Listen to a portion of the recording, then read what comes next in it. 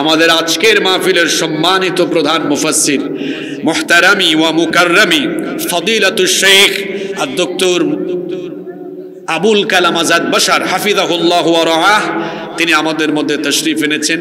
তিনি কিছুক্ষণের মধ্যে কথা বলবেন ইনশাআল্লাহ। জুলুম হলো এমন এক জঘন্য, এমন এক মারাত্মক গুনাহ, যেই গুনাহের শাস্তি রাব্বুল আলামিন জালিমকে দুনিয়াতেই দেন। কার উপরে কে কতটুকু জুলুম করছে কেউ তার খবর ভালো করে না জানলেও জালিমদের জুলুমের খবর যার কাছে আছে, জোরে বলেন তিনি কে? রব্বুল আলামিন কোরআনুল কারীমের 14 নম্বর সূরা সূরা ইব্রাহিমের 42 নম্বর আয়াতে বলছেন, ওয়ালা তাহসাবান্নাল্লাহু গাফিলান আম্মা ইয়ামালুল যালিমুন ইন্নামা ইউআখিরুহুম লিয়াউমিন তাশখাসু ফীহিল আবসার।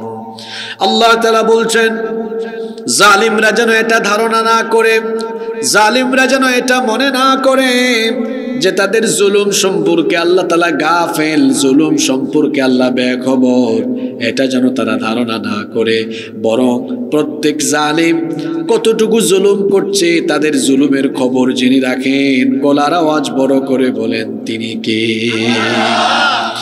জালেমদের জুলুমের ব্যাপারে আল্লাহ জানেন, কিন্তু আল্লাহর একটা সুন্নত হলো, আল্লাহর একটা নিয়ম হলো, তিনি কাউকে জুলুম করার পরে সাথে সাথে শাস্তি দেন না। আল্লাহ যদি পাপের কারণে, জুলুমের কারণে মানুষকে সাথে সাথে শাস্তি দিতেন, এই দুনিয়াতে বেঁচে থাকা মানুষের জন্য কি সম্ভব হতো নাকি? কথা কি বুঝেন?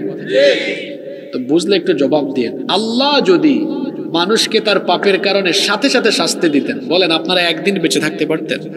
একদিন তো বহু লম্বা সময়, 1 ঘন্টা, 1 সেকেন্ড, 1 মিনিট বেঁচে থাকাও সম্ভব। আমার আল্লাহর দয়ার পরিমাণ অনেক বেশি, এজন্য মানুষের জুলুম বা গুনাহের শাস্তি আল্লাহ সাথে সাথে দেন না। আল্লাহ একটু সময় দেন, আল্লাহ সুযোগ দেন, অবকাশ দেন।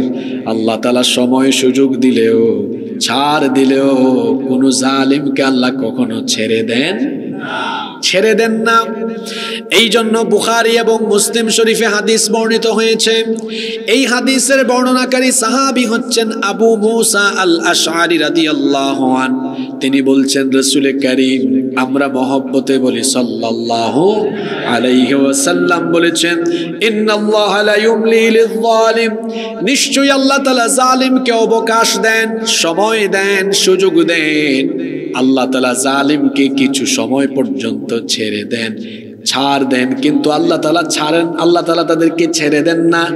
ছাড় দেন কিন্তু ছেড়ে দেন না। ফাইদা আখাযাহু লাম ইউফলিতহু, অতঃপর যখন তিনি ধরেন, আল্লাহ ধরেন না, কিন্তু যখন আল্লাহ ধরেন তখন আর ছাড়েন না। এজন্য সূরা বুরুজ আল্লাহ তাআলা বলেছেন, ইন্না বাতশা রাব্বিকা লাশাদীদ, নিশ্চয়ই তোমার রবের ধরা, নিশ্চয়ই তোমার রবের পাকড়াও বড় কঠিন। তিনি যখন ধরেন বড় কঠিন করে ধরেন, আর তিনি যখন কোনো জালেমকে শাস্তি দেওয়ার জন্য ধরেন, এমন আযাব আর গজব দেন, পৃথিবীর জন্য সেটাকে আল্লাহ দৃষ্টান্ত বানিয়ে রাখেন। এজন্য রব্বুল আলামিন কোরআনুল কারীমের 22 নম্বর সূরা সূরাতুল হজের 45 নম্বর আয়াতে বলছেন, ফাকাআইয়িম মিন ক্বরয়াতিন আহলাকনাহা ওয়া হিয়া যালিমাতুন ফাহিয়া খাওয়িয়াতুন আলা উরুশিহা ওয়া বিইরিম মুআত্তালাতিন ওয়া কসরিম মাশীদ। আল্লাহ তাআলা বলছেন, অতঃপর এমন বহু জনপদ আছে, এমন বহু এলাকা আছে, যেই জনপদের অধিবাসীরা ছিল জালিম। তাদের জুলুমের কারণে আল্লাহ তাআলা যখন তাদেরকে পাকড়াও করেছেন, যখন তাদেরকে শাস্তি দিয়েছেন, তখন তাদের বাড়িঘরের ছাদ সহ বিধ্বস্ত করে দিয়েছেন। ওয়া বিইরিম মুআত্তালা, এবং সেই সকল জালিম সম্প্রদায়ের এলাকাগুলোর কুয়াকে আল্লাহ পরিত্যক্ত বানিয়ে দিয়েছেন। ওয়া কসরিম মাশিদ, এবং মানুষের উপর জুলুম করে করে যে জালেমরা সুউচ্চ সুরম্য অট্টালিকা বানিয়েছে, আল্লাহ যখন জালেমগুলোকে ধরেছেন তাদের সুরম্য সুউচ্চ অট্টালিকাকে মাটির সাথে মিশায়া দেওয়ার ব্যবস্থা আল্লাহ করেছেন। আল্লাহু আকবার। কোরআনুল কারীমের 29 নম্বর সূরা সূরাতুল আনকাবুতের 40 নম্বর আয়াতে আল্লাহ তাআলা আরো চমৎকার করে বলছেন, ফাকুল্লান আখাযনা বিযামবিহি ফামিনহুম মান আরসালনা আলাইহি হাসিবা ওয়া মিনহুম মান আখাযাতহুস সাইহাতু ওয়া মিনহুম من خسفنا به الأرض ومنهم من أغرقنا وما كان الله ليظلمهم ولكن كانوا أنفسهم يظلمون। الله تعالى বলছেন, অতএব প্রত্যেককে আমি তাদের জুলুমের জন্য ধরেছি, পাকড়াও করেছি। সূরা আনকাবুতের এই 40 নম্বর আয়াতে আল্লাহ তাআলা পৃথিবীর 4টি জালেম সম্প্রদায়ের উপরে আসা আল্লাহর আযাব আর গজবের বিবরণ দিয়েছেন। আল্লাহ বলছেন, সকল জালিমকে আমি তাদের জুলুমের কারণে শাস্তি দিয়েছি। খেয়াল করে শোনেন বুড়িচঙের মানুষ, পৃথিবীর সৃষ্টি লগ্ন থেকে আজ পর্যন্ত কোন জালিমকে আল্লাহ জুলুমের পাওনা না বুঝায়া, জুলুমের শাস্তি না দিয়ে দুনিয়া থেকে আল্লাহ বিদায় করেন নাই। অবশ্যই জালেমদেরকে জুলুমের জন্য আযাব গজব শাস্তিতে ফেলা যার দায়িত্ব, জোরে বলেন তিনি কে? সে আল্লাহ বলছেন। এই আয়াতে আল্লাহ 4টি জালেম সম্প্রদায়ের উপরে আসা আল্লাহর গজবের বিবরণ দিয়েছেন। আল্লাহ বলছেন, ফাকুল্লান আখাযনা বিযামবি, অবশ্যই আমি প্রত্যেককে তাদের পাপের কারণে জুলুমের কারণে ধরেছি, পাকড়াও করেছি। ফামিনহুম মান আরসালনা আলাইহি হাসিবা, অতঃপর তাদের মধ্য থেকে কাউকে কাউকে তাদের জুলুমের কারণে আসমান থেকে পাথরকুচির বৃষ্টি পাঠিয়ে তাদেরকে আমি ধ্বংস করে দিয়েছি। 2 নাম্বার, ওয়ামিনহুম মান আখাযাতহুস সাইহা, তাদের মধ্যে কাউকে কাউকে তাদের জুলুমের কারণে আসমান থেকে বজ্রনিনাদের মাধ্যমে তাদেরকে সমূলে ধ্বংস করে দিয়েছি। 3 নাম্বার হলো ওয়ামিনহুম মান খাসাফনা বিহিল আরদ, তাদের মধ্যে কাউকে কাউকে তাদের জুলুমের কারণে জমিন উল্টায়া বংশ শুদ্ধা মাটির তলায় দশায়া দিয়েছি।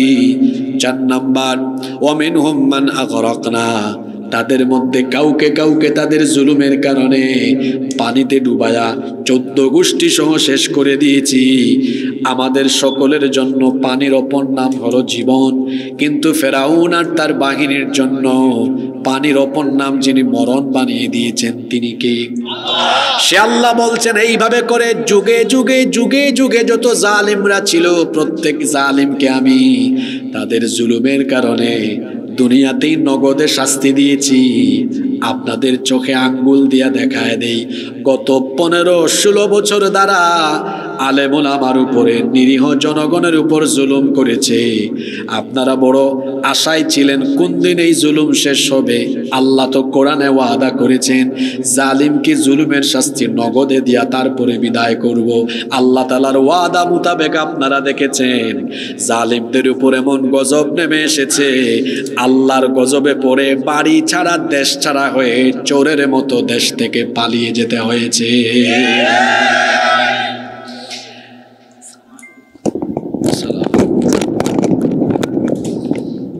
মজলুমের চোখের পানি জালেমের জন্য অভিশাপ হয়ে ফিরে আসে। এজন্য আল্লাহর নবী বলেছেন, ইত্তাকু দাওয়াতাল মাজলুম, মজলুমের বদদুয়া থেকে নিজেকে বাঁচাও, মজলুমের বদদুয়া থেকে নিজেকে হেফাজত করো।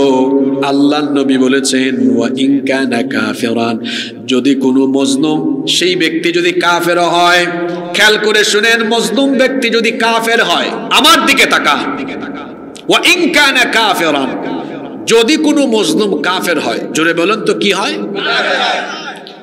হাদিসটা ভালো করে খেয়াল করেন, ওয়া ইন কানা কাফিরান, আর যদি কোনো মুসলিম কাফের হয়, শুনে রাখো বান্দা, ফাইন্নাহু লাইসা দুনাহা হিজাব, মজলুম আর আল্লাহর মাঝখানে কোনো পর্দা থাকে না। যদি কোনো জালেম সে যদি মুসলমান হয় আর মজলুম যদি কাফের হয়, আল্লাহ মুসলমান জালিমের পক্ষে থাকবেন না, আল্লাহ তাআলা তখন মজলুম কাফেরের পক্ষে থাকবেন। বিষয়টা মুসলিম আর অমুসলিমের মধ্যে নয়, বিষয়টা হলো জালিম আর মজলুমের মধ্যে। আল্লাহ জালিমের বিরুদ্ধে, মজলুমের পক্ষে। জোরে বলেন, যদি কোনো কাফির যদি জালিম হয় তাহলে আল্লাহ তাআলা সেই কাফির জালিমের কাফির মজলুমের পক্ষে, সেই কাফির মজলুমের। এজন্য খবরদার কারো উপর জুলুম করবেন না, কারণ মজলুমের চোখের পানি জালেমের জন্য অভিশাপ হয়ে ফিরে আসে। এই যে আমার দেশে জালিমদের উপরে এমন গজব এসেছে, এমনি এমনি আসে নাই। আরে কত নিরপরাধ মানুষকে অন্ধকার প্রকোষ্ঠে জেলখানায় নিয়ে রাখা হয়েছে, আয়না ঘরে, গুম ঘরে, টর্চার সেলে কত নিরীহ মানুষকে নিয়ে নির্যাতন করা হয়েছে দিনের পর দিন, রাতের পর রাত। সেই মজলুমদের চক্ষু থেকে পানি ঝরেছে, মজলুমদের চোখের সেই পানি আল্লাহর দরবারে পৌঁছেছে। সেই চোখের পানি আল্লাহর তরফ থেকে মজলুমের সেই চোখের পানি জালিমের জন্য অভিশাপ হয়ে যখন বর্ষিত হয়েছে, তখন জালিমের গোষ্ঠী জামাতের সাথে দেশ ছেড়ে চলে যেতে বাধ্য হয়েছে। আপনাদেরকে একটা বিষয় আমি দৃষ্টি আকর্ষণ করে রাখি, পৃথিবীর ইতিহাসে এই রকম পলায়ন পৃথিবীর কোন দেশে হয় নাই। পলায়ন হইতে হইতে বাইতুল মুকাররমের খতিব পর্যন্ত পালিয়ে গিয়েছে। একেবারে মফস্বল গ্রাম থেকে নিয়ে শুরু করে ঢাকা পর্যন্ত বড় বড় পোস্টে থাকা সবগুলা ব্যক্তি পালাইছে, আপনার বুড়িচং থেকেও পালাইছে। পৃথিবীর ইতিহাসে এই রকম বিপ্লব আর হয় নাই, এই রকম পতন, এই রকম গজব এমনি এমনি আসে নাই। এই জালিমের দল 56,000 বর্গমাইলকে কারবালায় পরিণত করেছে বলে মজলুমের চোখের পানি অভিশাপ হয়ে তাদের উপর এসেছে। জুলুমের শাস্তি বাকি না নগদ? জোরে বলেন, বাকি না নগদ? জুলুমের শাস্তি নগদ। এজন্য খবরদার, কারো উপর জুলুম করা যাবে না, এটা এমন এক গুনাহ। আজকে আলোচনার বিষয় মনে আছে তো? কি মনে আছে? যে 5টি পাপের শাস্তি বাকি না নগদ? ওয়াজও নগদ। ওয়াজও কি নগদই ভালো, কি বলেন আপনারা? যে 5টি পাপের শাস্তি নগদ, বাকি না, এটা দুনিয়াতেই হবে। খবরদার কারো উপর জুলুম করবেন না। আপনি মানুষকে ঘর বাড়ি ছাড়া করবেন, আপনি ঘর বাড়ি ছাড়া হয়ে যাবেন।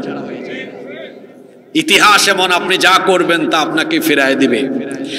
আপনি মানুষকে বাড়িতে ঘুমাতে দেন নাই, ইতিহাস এমন ভাবে ফিরে আসবে আপনিও বাড়িতে থাকতে পারবেন না। জুলুম করা যাবে না।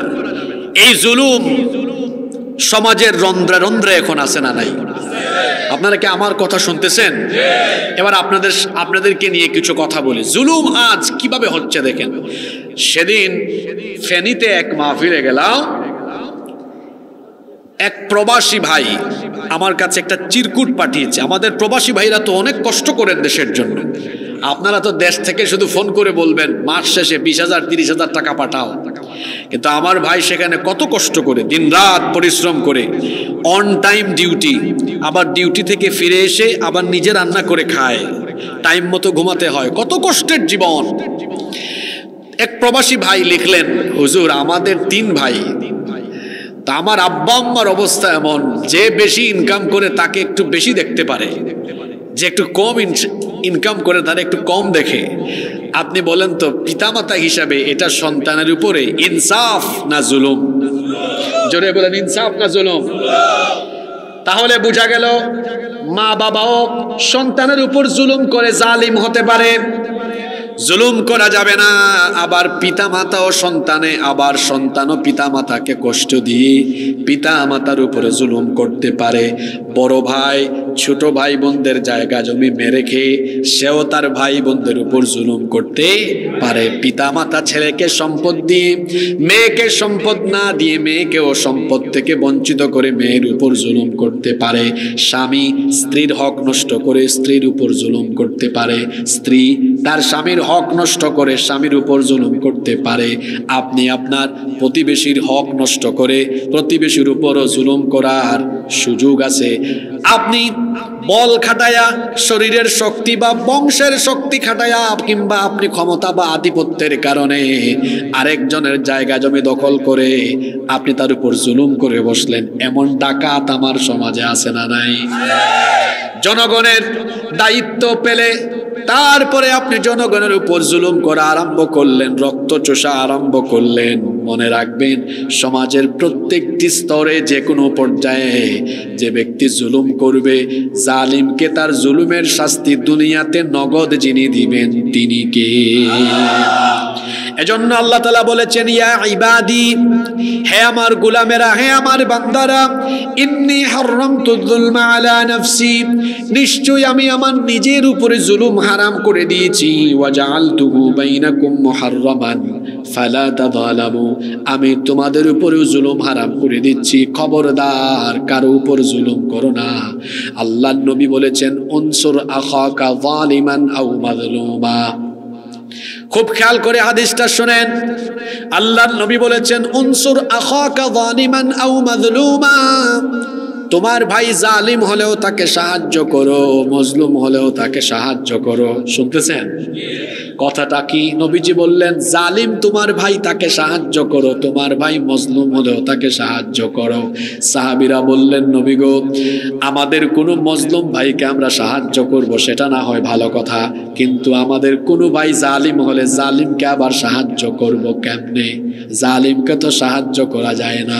আল্লাহর নবী বললেন, জালিমকে সাহায্য করার অর্থ হলো জালিমের জুলুমের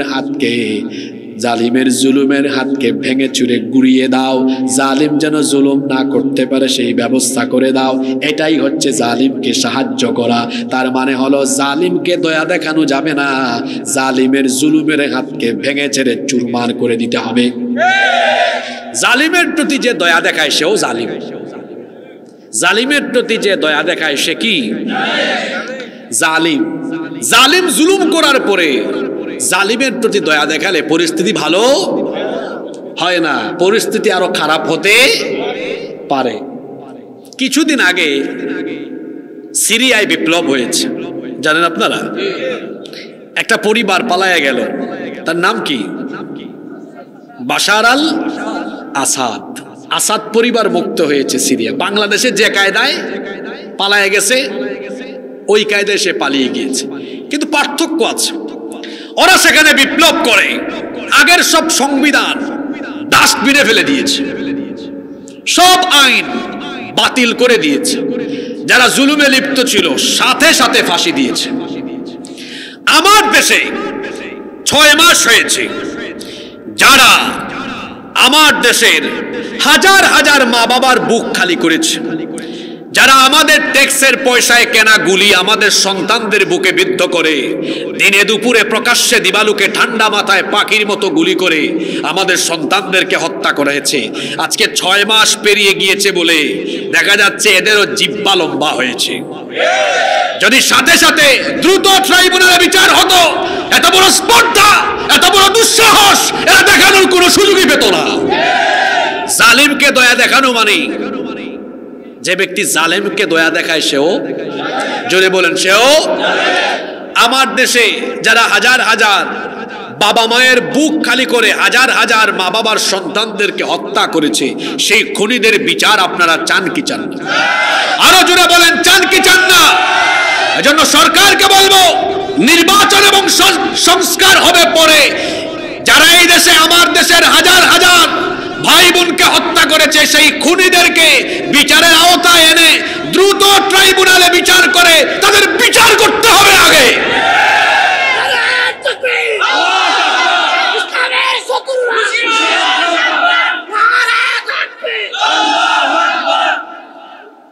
সম্মানিত বুড়িচংবাসী, জুলুম করা যাবে না। জুলুমের শাস্তি বাকি না নগদ? সবাই বলেন বাকি না নগদ? গেল এক। মনোযোগ আছে আপনাদের? দুই, পিতা মাতাকে যারা কষ্ট দেয়, যারা বাবা মাকে আঘাত করে, যারা বাবা মার সাথে বেয়াদবি করে, এই গুনার শাস্তিও। ওই শব্দ পরের শব্দ আমি বলবো না, আপনারা বলেন। এই গুনার শাস্তি কি? সবাই বলেন। পরকালে যেটা বাকি আছে ওইটা হলো বিনা হিসাবে জাহান্নাম। কথাটা কি বললাম? হ্যাঁ সবাই বলেন, কি বলছি? বিনা হিসাবে জাহান্নাম মানে কি? এর সাথে আল্লাহর কোনো হিসাবও? আল্লাহর দিকে কিয়ামতের দিন তাকাবেন না। আল্লাহ না তাকায় ফেরেশতাকে বলবেন এটারে ধর, এটারে বিনা হিসাবে জাহান্নামে নিক্ষেপ কর। নাউযুবিল্লাহি মিন। তাহলে আব্বা আম্মা বড় সেনসিটিভ জায়গা। আব্বা আম্মাকে আঘাত দিলে, আব্বা আম্মাকে কষ্ট দিলে কষ্ট পান কে? আব্বা আম্মাকে খুশি করলে খুশি হন কে?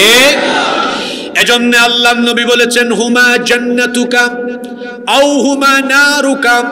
পিতামাতা তোমার জান্নাত, অর্থাৎ পিতামাতাকে যদি রাজি করতে পারো, খুশি করতে পারো, পিতামাতাকে খুশি করলে তোমাকে খুশি হয়ে জান্নাত দিয়ে দিবেন কে? আর পিতামাতাকে আঘাত করলে, কষ্ট দিলে আল্লাহ তাআলা কষ্ট পান, তখন আল্লাহ ওই সন্তানের জন্য জাহান্নাম অবধারিত করে দেন। এইটা হলো পরকালে, এটা বাকি। জুড়ে বলেন এটা নগদ না বাকি? কিন্তু নগদের শাস্তিটা কি হবে শুনেন। হাদিস মুস্তাদরাকে হাকিমের ভেতরে হাদিস বর্ণিত হয়েছে। আল্লাহর নবী বলেছেন, এই হাদিসের রাবি বর্ণনাকারী সাহাবী হচ্ছেন আনাস ইবনে মালিক রাদিয়াল্লাহু আনহু। তিনি বলছেন রাসূল কারীম, আমরা মহব্বতে সবাই বলি সাল্লাল্লাহু আলাইহি ওয়াসাল্লাম বলেছেন, বাবানি মুআজ্জিলানি উকুবাতুহুমা ফিদ দুনিয়া। আল্লাহর নবী বলেছেন দুটা পাপের দরজা এমন আছে, এই দুটি পাপের দরজা দিয়ে যারা প্রবেশ করবে তাদেরকে অতি দ্রুত গতিতে দুনিয়াতে শাস্তির সম্মুখীন করবেন কে? এক নাম্বার হচ্ছে আল বাগী, আল্লাহর সাথে সীমা লঙ্ঘন। দুই নাম্বার হচ্ছে উকুকুল ওয়ালিদাইন, পিতামাতার অবাধ্যতা। যে সন্তান পিতামাতার অবাধ্য হবে, পিতামাতার সাথে বেয়াদবি করবে, এই সন্তানকে তাড়াহুড়া করে দ্রুত গতিতে দুনিয়াতে শাস্তির সম্মুখীন করে দিবেন কে? মনে রাখবেন পিতামাতা এমন সেনসিটিভ জায়গা। মিরে শরীফের বর্ণনায় হাদিস এসেছে, আল্লাহর নবী বলেছেন রিদাল্লাহু ফি রিদাল ওয়ালিদাইন ওয়া সাখাতুল্লাহি ফি সাখাতিল ওয়ালিদাইন। পিতামাতার সন্তুষ্টিতে আল্লাহ সন্তুষ্ট, পিতামাতার অসন্তুষ্টিতে আল্লাহ অসন্তুষ্ট। পিতামাতার অবাধ্য হওয়া সগীরা গুনাহ না কবিরা গুনাহ? আরো জোরে বলেন, সগীরা না কবিরা গুনাহ? আল্লাহর নবী সাহাবীদেরকে বললেন, আলা উহাদ্দিসুকুম বিআকবারিল কাবাইর, আমি কি তোমাদেরকে বড় বড় কবিরা গুনাহ সম্পর্কে সচেতন করব না? সাহাবীরা তখন বললেন, বালা ইয়া রাসূলুল্লাহ, আমরা বলি সাল্লাল্লাহু আলাইহি ওয়াসাল্লাম, অবশ্যই আপনি আমাদেরকে সতর্ক করেন। আল্লাহর নবী তখন বললেন, সবচাইতে বড় কবিরা গুনাহ হলো আকবারুল কাবাইরি আশশিরকু বিল্লাহ। সবচাইতে বড় কবিরা গুনাহ হলো আল্লাহর সাথে শিরক করা। আর আল্লাহর সাথে শিরকের পরে সবচাইতে বড় জঘন্য কবিরা গুনাহ হলো উকুকুল ওয়ালিদাইন, পিতামাতার অবাধ্য হওয়া। পিতামাতার অবাধ্যতা হারাম। পিতামাতার অবাধ্য সন্তান কবিরা গুনাহে লিপ্ত। আর যে সন্তান তার পিতামাতার সাথে বেয়াদবি করবে, এই সন্তানকে দুনিয়াতে আযাব, গজব, অশান্তি, বালা মুসিবত, বিপদ আপদ দিয়ে তার গোটা জীবনটাকে যিনি অশান্তিতে ভরপুর করে দিবেন, গলার আওয়াজ বড় করে সবাই বলেন তিনি কি? সুখ শান্তি দেওয়ার মালিক কে? আবার জীবনটাকে অশান্তিতে ফেলতে পারেন কে? আল্লাহর নবী কি বলছেন শুনেন, মান সাররাহু আইয়ুবসাতা লাহু ফি রিজকিহি আও ইউনসা লাহু ফি আসারিহি ফালইয়াসিল রাহিমা ওয়া আ'যামুর রাহিমি আল ওয়ালিদান আকরাবুর রাহিমি আল ওয়ালিদান। বুখারী এবং মুসলিম শরীফের হাদিস। আল্লাহর নবী বলেছেন, যে ব্যক্তি তার রিজিকের মধ্যে, যে ব্যক্তি তার হায়াতের মধ্যে বরকত চায়, তার উচিত হলো তার পিতামাতার খেদমত করা। পিতামাতার খেদমত করলে রিজিকে এবং হায়াতে গোটা জীবনকে যিনি বরকত দিয়ে ভরে দিবেন তিনি কে? একবার তিন ভাই পারিবারিক বৈঠকে, ঘরোয়া বৈঠকে বসেছে। কয় ভাই?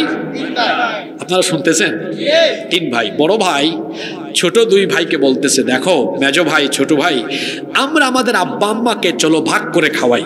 আমি 10 দিন, তুমি 10 দিন, মেজো ভাই তুমি 10 দিন, ছোট ভাই তুমি আরো 10 দিন। 3 10 হইল কত? 30। মেজো ভাই বলতেছে বড় ভাইকে, বড় ভাই আমি আপনার সাথে একমত নই, চলেন আমরা 10 দিন 10 দিন 10 দিন করে ভাগাভাগি না করে আপনি 1 মাস, আমি 1 মাস, ছোট ভাই 1 মাস, এরকম ভাগাভাগি করি। 2 ভাইয়ের এই কথাবার্তা শুনে ছোট ভাই বলতেছে বড় 2 ভাইকে, বড় ভাই মেজো ভাই শোনেন, আমি খুশি হয়ে আপনাদেরকে একটা দাবি আপনাদের কাছে পেশ করি। তো বড় 2 ভাই বলতেছে করো। ছোট ভাই বলতেছে আব্বা আম্মাকে ভাগাভাগি করার দরকার নাই, আব্বা আম্মা দুজনকে সারা জীবনের জন্য আমার কাছে দিয়ে দেন, এটা আপনার কাছে দাবি করলাম। তো বড় 2 ভাই বলতেছে দেখো তুমি আমাদের ছোট, তুমি ছোট ভাই হয়ে দাবি করছো, আমরা বড় ভাইরা তোমার দাবি কি ফালাইতে পারি? যাও তোমার দাবি পূরণ করলাম। এটা কায়দা করে জবাব দিছে আর কি। দেখছে ছোট ভাইয়ের উপর দায়িত্ব দিয়ে দিলে আমরা তো বাঁচলাম, আব্বা আম্মাকে দেখাশোনা করা লাগবে না, চিকিৎসাও করানো লাগবে না, খরচাপাতি কমে যাবে। এই 3 ভাইয়ের কথাবার্তা শুনছে এক চাচা, এক আঙ্কেল। শুনতেছেন তো আপনারা? আচ্ছা, ওই আঙ্কেল গিয়ে, ওই চাচা গিয়ে ছোট ছেলেকে বলতেছেন, ভাতিজা তুমি তো ব্যাককল। তো ছোট ছেলে বলতেছে, চাচা আঙ্কেল আপনি আমাকে ব্যাককল বললেন কেন? কয় তোমাকে ব্যাককল বলবো না, তোমরা 3 ভাই যদি ভাগাভাগি করে দায়িত্ব নিতা 3 জনের খরচ হইতো, তুমি যে একা দায়িত্ব নিলা, এখন তোমার 2 ভাই তো বেঁচে গেল, সেই ভালো, তাদের টাকা পয়সা খরচ কম হবে, আর তোমার উপর দায়িত্ব বেশি আসলো, তোমার তো খরচ বেশি হবে, এজন্য তোমাকে ব্যাককল বললাম, কেন ভাগাভাগি করে দায়িত্ব নিলা না? এই ছেলে বলতেছে, চাচা আপনি তো আমার বাপের বয়সী মানুষ, আপনি রাগ করেন না, আপনিও ব্যাককল, আমার 2 ভাই তারাও ব্যাককল, আপনি অঙ্কে কাঁচা, হিসাব নিকাশে কাঁচা, আমার 2 ভাইও কাঁচা, আমি ওদের মতো নির্বোধ নই, বোকাশোকা নই, আমি বুঝে শুনেই সিদ্ধান্ত নিয়েছি, আমার আব্বা আম্মার দায়িত্ব আমি এজন্য নিয়েছি, আমি যখন ছোট ছিলাম আমার আব্বা আম্মা আমাকে ভাগ করে নাই, আমার বাবা মা আমাকে স্নেহ মমতা ভালোবাসা দিয়ে প্রতিপালন করেছে, এত স্যাক্রিফাইস, এত ত্যাগ, আমার বাবা মাথার ঘাম পায়ে ফেলে পয়সা উপার্জন করে আমাকে খাইয়েছে, লালন পালন করিয়েছে, ঢাকায় পাঠায় আমাকে পড়াশোনা করেছে, আর আমার মা 10 মাস কলিজা ছেঁড়া বেদনা সহ্য করে আমাকে গর্ভধারণ করেছে, তারপরে আমার মা রাতের পর রাত জেগে থেকেছে আমার জন্য, আমি অসুস্থ হলে আমার সেবা করেছে, আমার এই মা মাংসের গোশতের মাছের সবচেয়ে ভালো টুকরাটা আমাকে খাওয়াইছে, আমি ঢাকায় থাকি, আমার বাবা যাওয়ার সময় মেসের 5-6 হাজার টাকা দেয়, একদম হিসাব করে দেয় যত টাকা লাগবে তত টাকা, কিন্তু মা আমার চেহারার দিকে তাকায়া বুঝে যে একটু 2-4-500-1000 টাকা বাড়তি দিলে নাস্তা খাইতে পারবে, এর জন্য আমি বাড়ি আসার আগেই আমার মা হাঁস মুরগের ডিম বিক্রি করে, লাউ কদু বিক্রি করে কিছু কিছু টাকা জমায়ে রাখে, আমি যাওয়ার দিন তার আঁচল থেকে বের করে ওই টাকাটা আমার হাতে দিয়েছে। এরকম কষ্ট করে করে আমার বাবা মা আমাকে লালন পালন করেছে, আমি কি আজ আমার বাবা মাকে ভাগ করবো নাকি? চাচা শোনেন, আমি আমার বাবা মা 2 জনকে এজন্য আমার দায়িত্বে নিলাম, আমি যদি তাদেরকে খাওয়াই, চিকিৎসা করাই, খেদমত করি, তারা যদি আমার উপর সন্তুষ্ট হন, আমার আল্লাহ আমার উপর সন্তুষ্ট হবেন, আর আল্লাহ যদি সন্তুষ্ট হন, আল্লাহর দেওয়া সম্পদ যে আমি আমার আব্বা আম্মার জন্য খরচ করি এটা আর কমবে না, কারণ দুনিয়ার সম্পদ আল্লাহ আমার পায়ের তলায় ফেলায় দিবেন।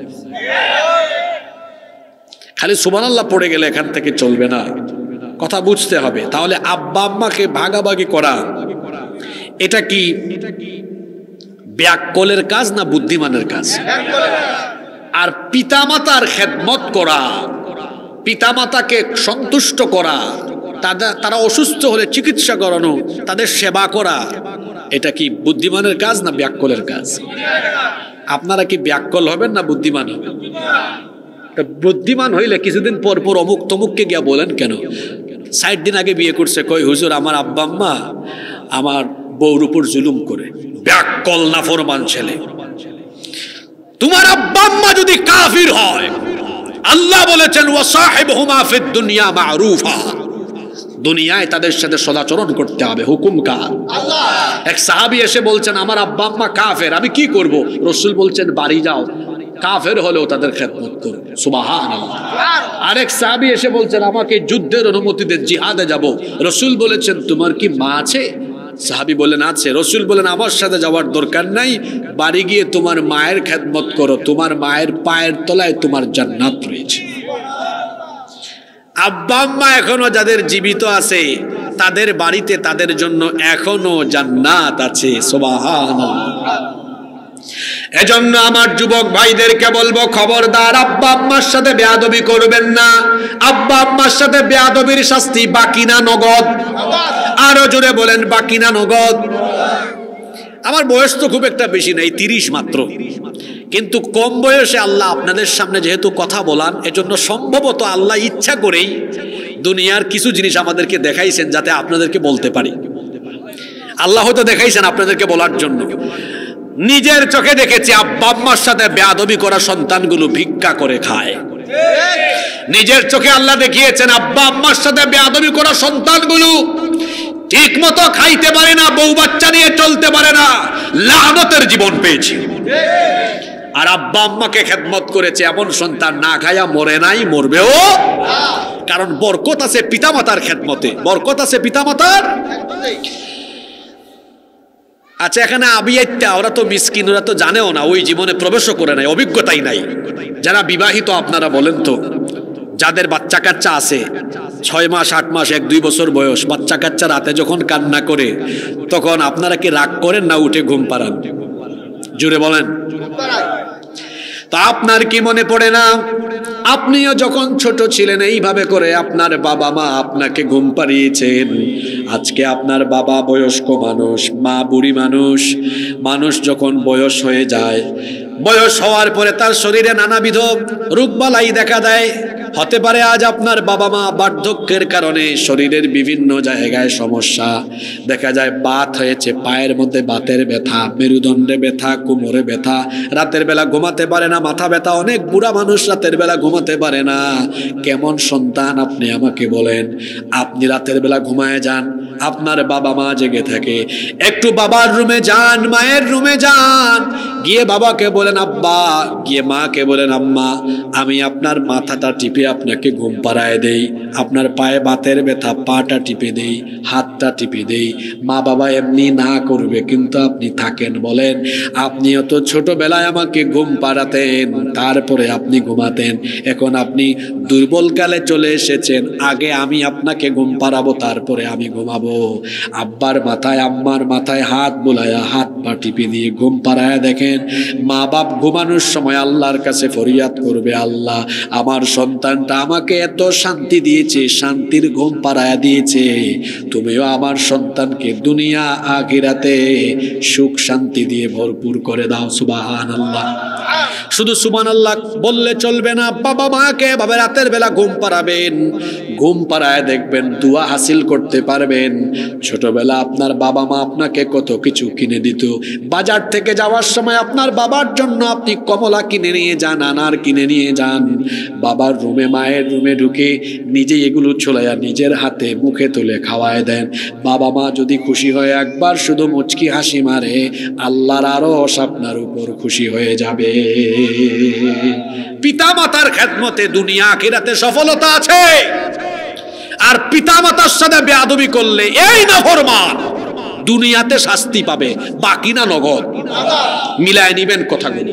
এই বুড়ি চঙে দেখবেন যারা আব্বা আম্মার সাথে বেয়াদবি করেছে, একটাও শান্তিতে নাই, শান্তি হবেও না, এরা লানতের জীবন পাবে বলে গেলাম আমি।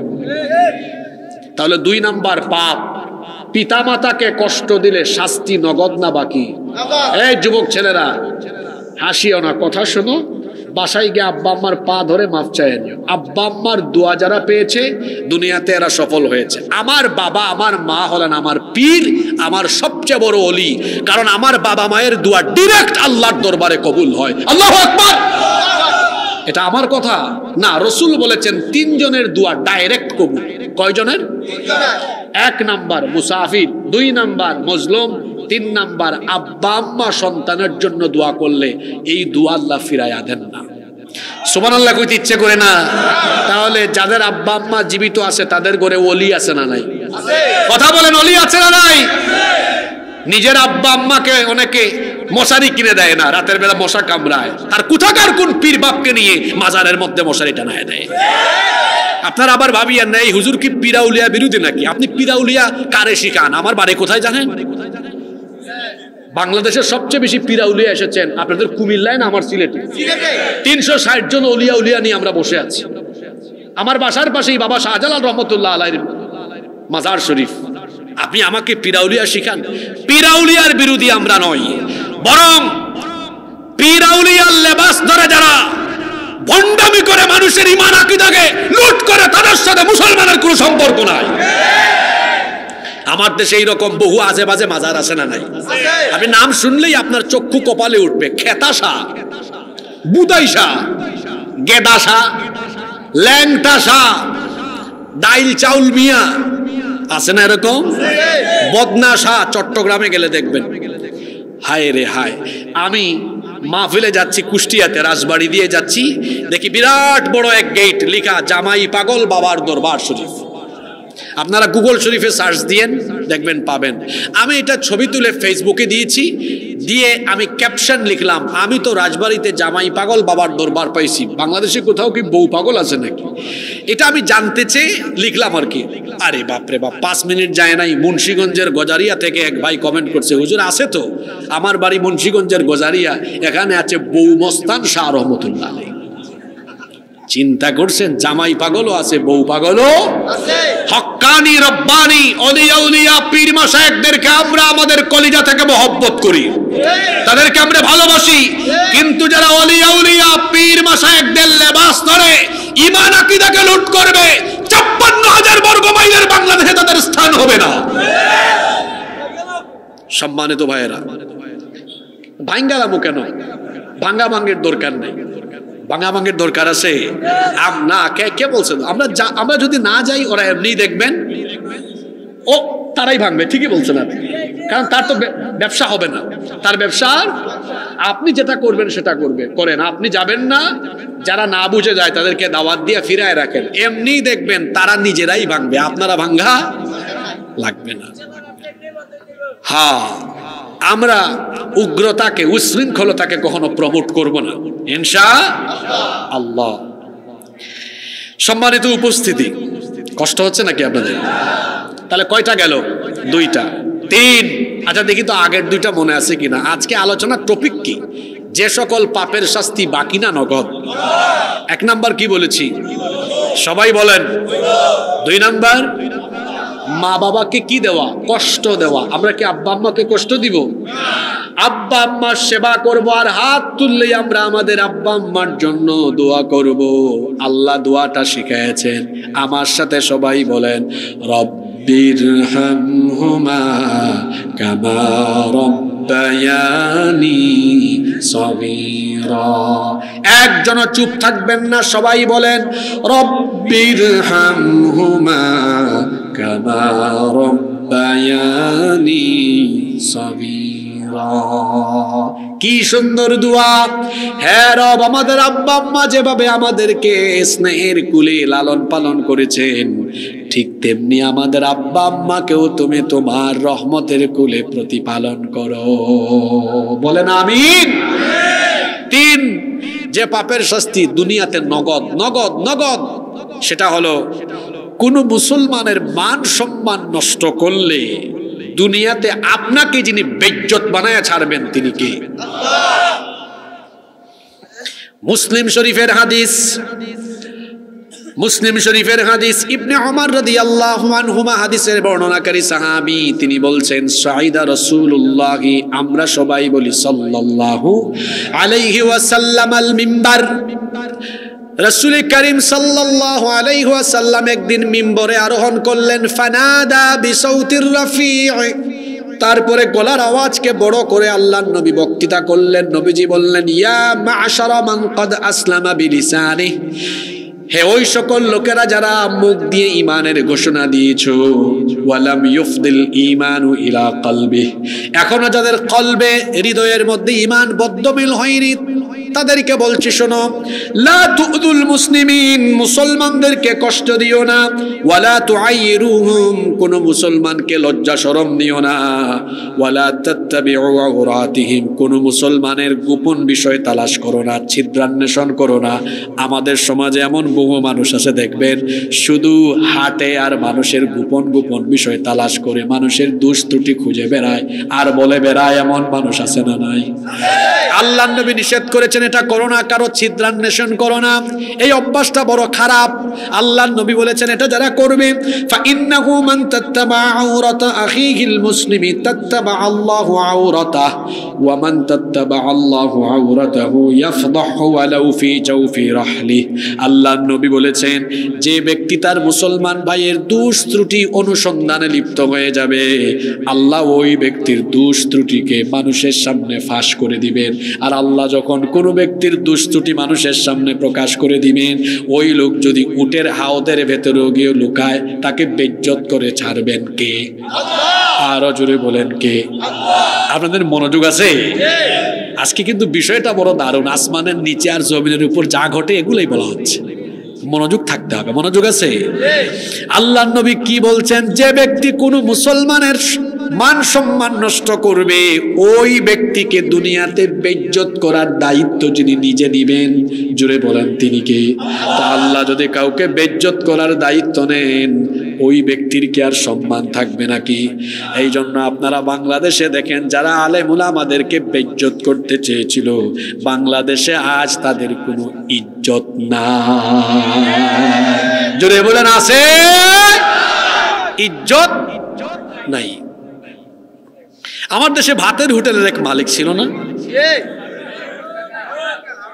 জানেন নাকি আপনারা? ওই যুবকরা একটু মজা করে তারে হাউন আঙ্কেল ডাকে। আচ্ছা, এই বেটা করেছে কি? আমার দিকে তাকান, খেয়াল করেন। ওই যে কওমি অঙ্গলের একজন ছোট হুজুর আছেন না, নাম কি? মাওলানা রফিকুল ইসলাম মাদানী। উনি বলেছেন যে তিনি জেলে থাকা অবস্থায় একবার তাকে বের করে হাতির ঝিলে নিয়ে, জানেন না আপনারা, দুই দিকে রাস্তা বন্ধ করে তারপরে এক অর্ধনগ্ন অসভ্য এক মহিলাকে এনে তার পাশে রেখে ছবি তুলতেছে। তিনি বললেন, আমি একজন আলেম মানুষ, আপনারা এই কাজটা কেন করছেন? তারা বলতেছে, এটা হারুন স্যারের নির্দেশ। কোন স্যারের? হারুন স্যার।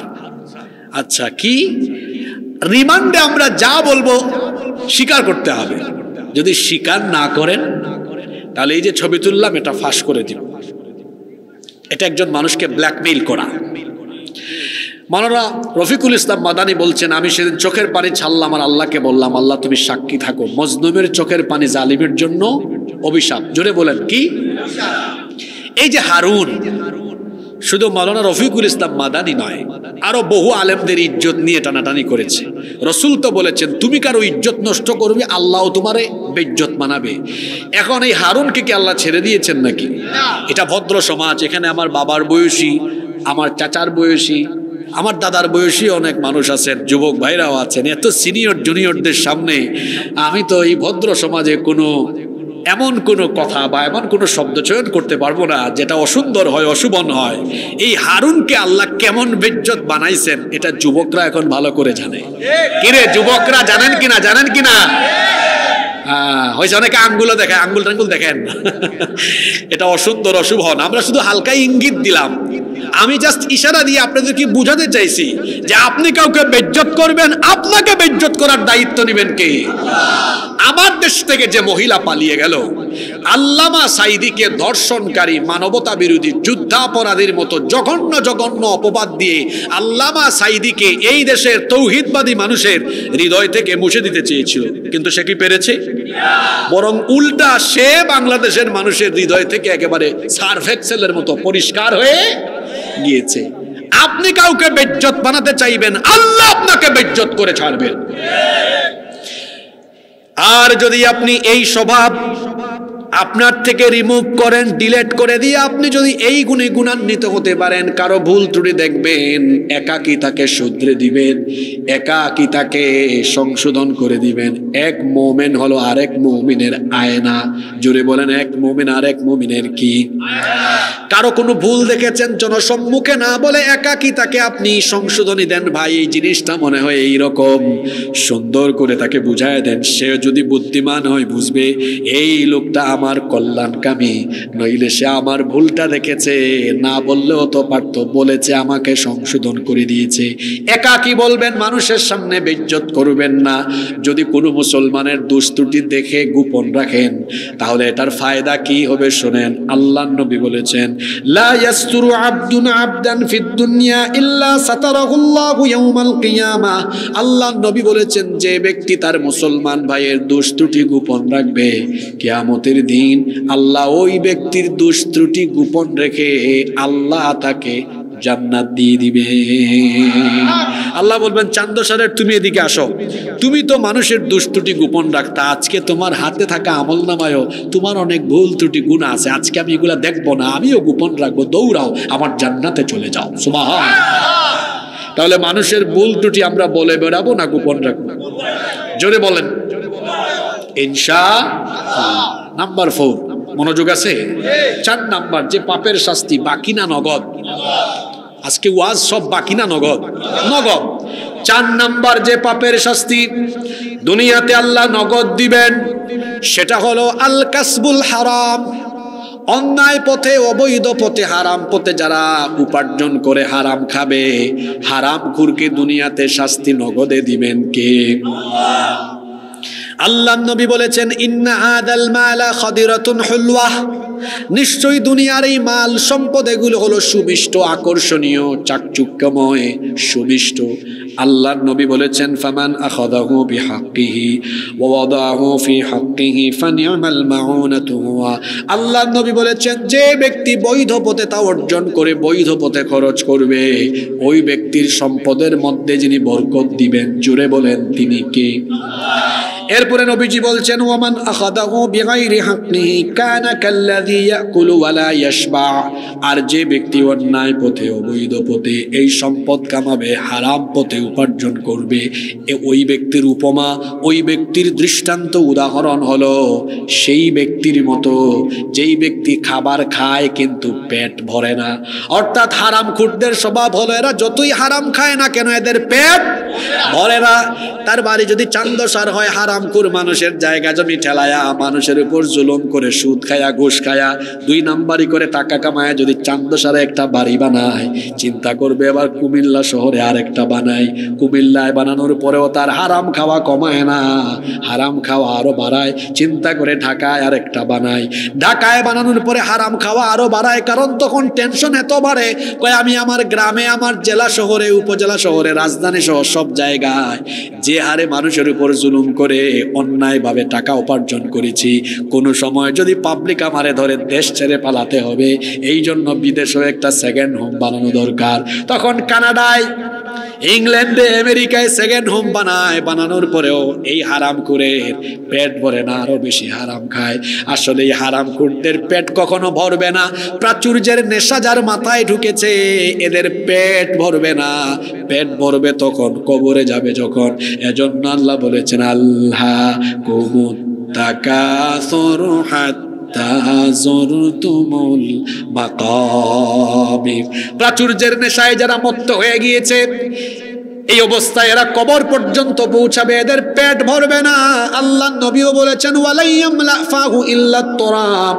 কবরের 3.5 হাত মাটি ছাড়া এদের পেট দুনিয়ার কোনো কিছু দিয়ে ভরবে না। 3 হাত মাটি তাকে গিলবে যখন, এই হারামখোরের পেট ভরবে।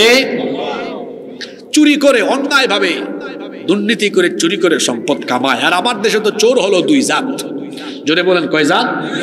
একটা অভাবের আর একটা স্বভাবের। এক লোকের ঘরে কোনো খাবার দাবার নাই, যাইতেছে চান্দসার দিয়ে, রাস্তার ধারে দেখছে ফুলকপির ক্ষেত, আলু ক্ষেত, ডানে বামে দেখছে কেউ নাই, নেমে কিছু ফুলকপি আর আলু লুঙ্গির চিপার ভিতরে ঢুকাইয়া মারছে। এটা অভাবের না স্বভাবের চোর? আরেক বেটা ঢাকায় বড় অফিসে চাকরি করে, বড় দায়িত্ব, বেতন দেয়, ভাতা দেয়, গাড়ি বাড়ি দিয়েছে। এরপরেও লোকটা তার কাছে কোনো ফাইল নিয়ে গেলে টেবিলের চিপা দিয়ে হাত ঢোকায়, কয় কিছু দেয়া যান। টাকা না দিলে কাজ হয় না, কলমের খোঁচায় চুরি ডাকাতি দুর্নীতি করে চেয়ারম্যান এমপি মন্ত্রী হয়েছে, সরকার বেতন দেয়, ভাতা দেয়, গাড়ি বাড়ি দেয়, তাও জনগণের মাল চুরি করে খায়। এই বেটা চুরি করে কেন? এটা অভাবের না স্বভাবের? জোরে বলেন, অভাবের না স্বভাবের? আমার দেশে অভাবের চোর বেশি না স্বভাবের চোর বেশি? সুতরাং এই বাংলাদেশকে পরিবর্তন করতে হলে রাষ্ট্রের সকল গুরুত্বপূর্ণ চেয়ারে থাকা স্বভাবের চোরদেরকে ওই চেয়ার থেকে সরায়া কুরআনওয়ালা লোকদেরকে সেই চেয়ারে বসাতে পারলেই বাংলাদেশের পরিবর্তন হবে, নইলে পরিবর্তন সম্ভব। আপনারা কি সেই চেয়ারে কোরআনওয়ালাদেরকে দেখতে চান কি চান না? এত আস্তে বললেন, চান কি চান না? কারা কারা চান না একটু হাত তুলেন দেখি। হায় রে হায়, বেহুশ হলে চলবে না। আমরা এই বাংলাদেশকে কোরআনওয়ালাদের বাংলাদেশ হিসাবে কারা কারা দেখতে চাই? দু হাত তুলে আল্লাহকে দেখান।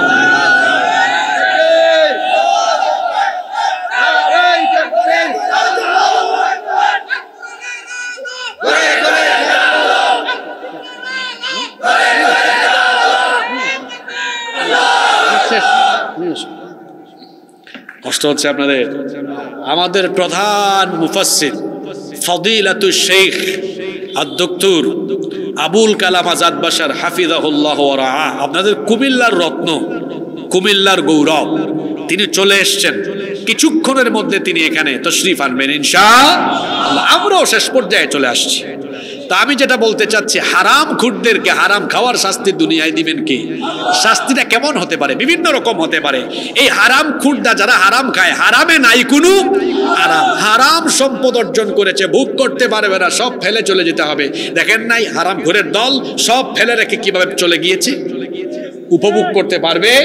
বড় বড় রোগবালাই হবে, এমন এমন রোগ, আহারে মুখে রুচিও নাই। রিক্সাওয়ালা সারাদিন পেডেল মারে, রিক্সা চালায়া, পেডেল ঘোরায়া, রিক্সা চালায়া ইনকাম করে, মুখে যে রুচি, এক গামলা এক বোল ভাত আলু ভর্তা ডাল দিয়ে শেষ করে ফেলে। আর হারামখোর, হারামখোর ও ভাত খাওয়ার আগে ইনসুলিন কয়, খাবার আগে 13টা ট্যাবলেট আনো, খাইতে বসছে কই রুচি নাই। এই হারামখোর, তোর মুখে রুচি থাকবে কেমনে? তুই তো বহু মানুষের মুখের থেকে খাবার কেড়ে নিয়েছিস, বহু মানুষের জিহ্বায় খাবারের স্বাদ নিতেও দেশ নাই। এজন্য আল্লাহ দুনিয়াতে নগদে তোর মতো হারামখোরের জিহ্বার স্বাদ আল্লাহ কেড়ে নিয়েছেন। হারামখোররা দুনিয়ায় শাস্তি পাবে, অশান্তির জীবন পাবে, হারামে নাই কোনো। 5 দেখি আগের 4টা মনে আছে কিনা, যে পাপের শাস্তি নগদ। 1 নাম্বার, জোরে বলেন, আজকের শ্রোতা স্মার্ট আছে। 1 নাম্বার। 2 নাম্বার, পিতা মাতাকে কষ্ট দেওয়া। 3 নাম্বার, কোন মুসলমানের মান সম্মান নষ্ট করা। 4 নাম্বার, কি খাওয়া। এখানে আরো একটা কথা বলি, হারামখোরের কোনো ইবাদত বন্দেগী দোয়া কবুল হয় না, কারণ ইবাদত কবুলের পূর্ব শর্ত হলো হালাল খাওয়া। কি খাওয়া? আল্লাহ আমাদেরকে হালাল পথে উপার্জনের এবং হালাল খাওয়ার তৌফিক দাও। আল্লাহ হারাম থেকে আমাদেরকে হেফাজত করো। 5 এবং সর্বশেষ পয়েন্ট আজকে, জিনা ব্যভিচারে লিপ্ত ব্যক্তিকে দুনিয়াতে নগদে শাস্তি দিবেন কে? জিনা ব্যভিচার আজকে আমাদের সমাজে কম না বেশি? আর জিনা ব্যভিচার বৃদ্ধি হওয়ার জন্য জিনা ব্যভিচারের আকর্ষণীয় চমকপ্রদ উপাদান সবার হাতে আছে। এটার নাম কি?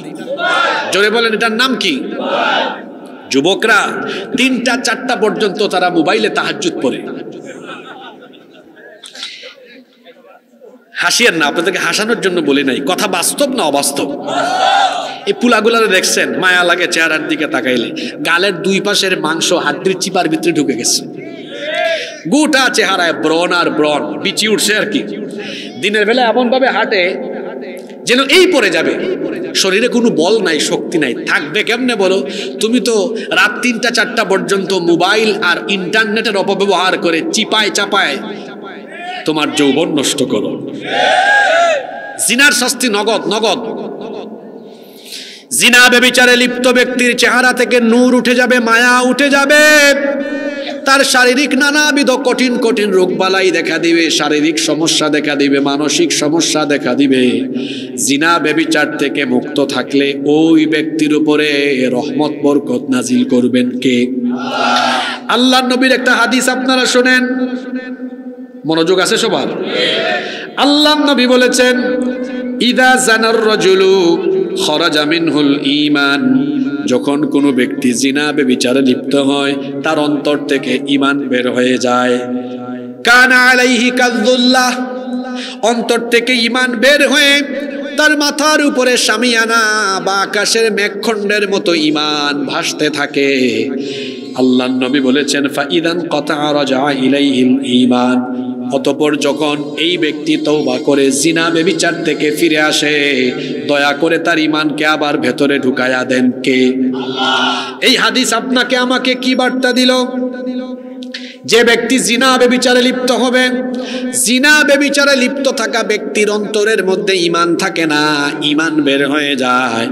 এখন আপনারা সবাই মহব্বতে আওয়াজ দিয়ে বলেন তো, জিনা ব্যভিচারে লিপ্ত থাকলে যদি ঈমান অন্তর থেকে বের হয়ে যায়, যার অন্তরে ঈমান থাকে না সেটা ঈমানদার না বেঈমান? আরো জোরে বলেন, ঈমানদার না বেঈমান? এখন আমার যুবক ভাইদের দৃষ্টি আকর্ষণ করছি, যুবক ভাইরা খেয়াল করে শোনেন।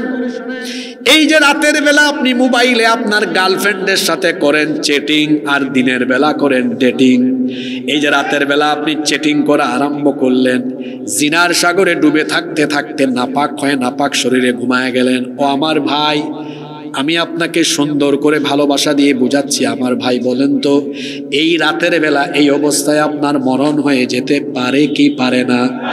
কারণ আমাদের জীবন তো এমনের নাই কোনো ওয়ারেন্টি, নাই কোনো গ্যারান্টি, যে কোনো মুহূর্তে মৌত আসতে পারে কি পারে না? তো এই যে জিনার সাগরে ডুবে থেকে যদি আপনার মরণ হয়, একটু আগে যে হাদিস বললাম, জিনা ব্যভিচারে লিপ্ত ব্যক্তির অন্তর থেকে ঈমান বের হয়ে যায়, তাহলে যার অন্তরে ঈমান নাই তার পরিচয় সে হলো, আরো জুড়ে বলেন, এই অবস্থায় মরণ হতে পারে। যদি আপনার এই অবস্থায় মরণ হয়, তাহলে মরার পরে হাসর হবে বেঈমানের সাথে না রাসূলের সাথে? আল্লাহর নবী বলেছেন, ইউবাসু কুল্লু আবদিন আলা মা মাতা আলাইহি, যে ব্যক্তি যে অবস্থায় মারা যাবে সেই অবস্থায় কিয়ামতের মাঠে উঠবে। বেঈমান হয়ে মরলে কিয়ামতের দিন বেঈমান হয়ে বেঈমানের সাথে হাসর হবে। আমার কলিজার টুকরা তরুণ যুবক ছাত্র ভাইয়েরা বলেন তো, আমার আপনার হাসর আমরা রাসূলের সাথে চাই না বেঈমানের সাথে চাই? আওয়াজ তো হইল না। আমার আপনার হাসর আমরা বেঈমানের সাথে না রাসূলের সাথে চাই? তো রাসূলের সাথে যদি হাসর চাই, তাহলে জিনা ব্যভিচারে লিপ্ত থাকবো না জিনা ব্যভিচার থেকে দূরে আসবো? জিনা ব্যভিচার থেকে যদি আমরা সরে আসতে পারি, আল্লাহর নবী আপনাদের ব্যাপারে কি বলেছেন ও আমার যুবক ভাইয়েরা শুনেন। ইয়া শাবাবাল ইসলাম, হে ইসলামের যুবকেরা, গদ্দু আবসারুকুম ওয়াহফাদু ফুরুজাকুম, তোমরা তোমাদের চোখের হেফাজত করো, আর লজ্জাস্থানের হেফাজত করো। চোখের হেফাজতের কথা কেন আগে বলা হয়েছে? কারণ আল্লামা ইমাম কুরতুবী রাহমাতুল্লাহি আলাইহি বলেছেন, চক্ষু হলো হৃদয়ের আয়না। জোরে বলেন, চক্ষু হলো হৃদয়ের আয়না। আগে চক্ষু দেখার কাজ করে, তারপরে আপনার ব্রেইন বা হৃদয় সেটাকে ধারণ করে কল্পনা করে তারপরে অ্যাকশনে যান। সুতরাং আপনি যদি জেনার দরজায় চক্ষুকে নিয়ন্ত্রণ রাখতে পারেন, জিনা থেকে বাঁচায়া দিবেন কি?